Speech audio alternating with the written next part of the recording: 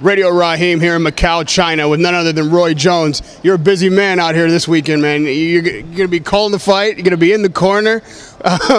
When you have to take on both roles, what's your preparation time like? How much time you get to spend with the fighter? How much time you have to spend in fight meetings with other fighters? Well, the time gets cut down a little bit because I can't go to the fighter meeting with DeMarco because I'm fighting DeMarco with my fighter. But I have to go to the meeting with my fighter because I'm his corner, so I got to sit on the opposite side of the table.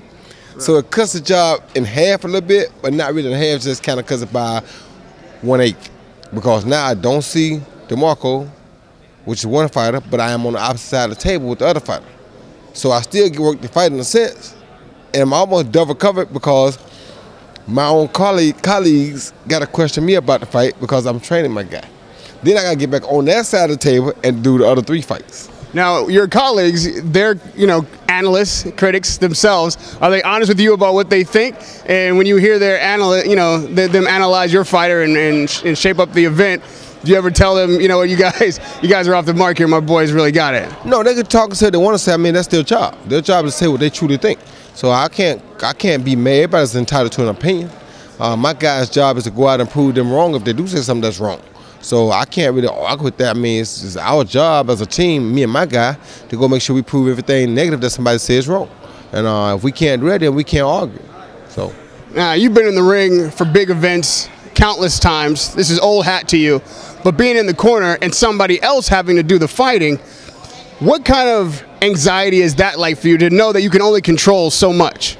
Well, you got to know that going in. As a trainer, when you accept the job, you're only going to be able to control so much.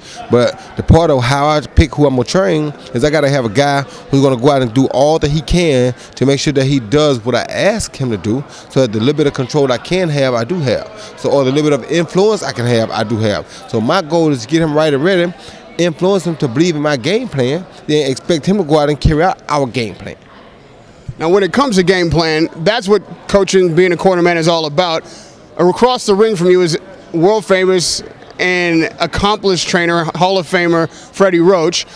When you look at another trainer, how is that different from the way you would shape up or match up with your opponents when you were a fighter yourself? Do you look at his technique and how he trains fighters? Does that shape how you're going to send your fighter in there? No. What me and Freddie look at and see in one another has nothing to do with what our fighters are going to do to one another. So I can look at Freddie all I want. Me and Freddie ain't fighting. Freddie ain't fighting me, and I'm not fighting Freddie. So I can't prepare the same as I would if I were going to go in and fight Freddie. That's different. I'm not fighting Freddie. My fighter is fighting Freddie fighter. They have their things they do well, their things they don't do well. Which one of us can look at the other guy's weakness and capitalize on it will be who will come out victorious. That means that we got to both have open minds to be able to look at these guys to dissect them, not one another. The fighters. It's not about me and Freddie. It's about the fighters. A lot of press has been talking about you changing Vargas's stance so that he could get more power. Talk to me about how you saw that was an issue, and to take a world champion and say, hey, you got to stand different, that takes some serious trust in and of itself. So how did that conversation go, and was it easy to remold something so fundamental to a fighter? Very easy to remold him because he believed in what I told him. And what I told him was, I don't like to see you squeaking by these guys. I haven't seen the type of improvement I want to see or expect to see in you. 25-0 with 8 knockouts, I'm not getting the job done. We're going to eventually, somebody going to catch us. So while we have a chance or the opportunity, we need to try to go out and better ourselves so that doesn't happen, or that they'll have a hard time doing it. So right now, I know that he's in a much better place than he was when I met him 8 weeks ago. You understand me? Now he's in a position where if a guy beats him, he gonna have to work to beat him. You ain't gonna just get lucky and beat him or outwork him because all he does is come out and work hard. No, he's coming out there with a whole game plan right now, a whole fight situation in his head that you gonna have to adjust and make some changes with, or else you gonna be in trouble. And that's what I want to happen. Now he's gonna be punctual whether he wins or loses. Before, he wasn't punctual. He won them, thank God, but he could have lost them because they were so close.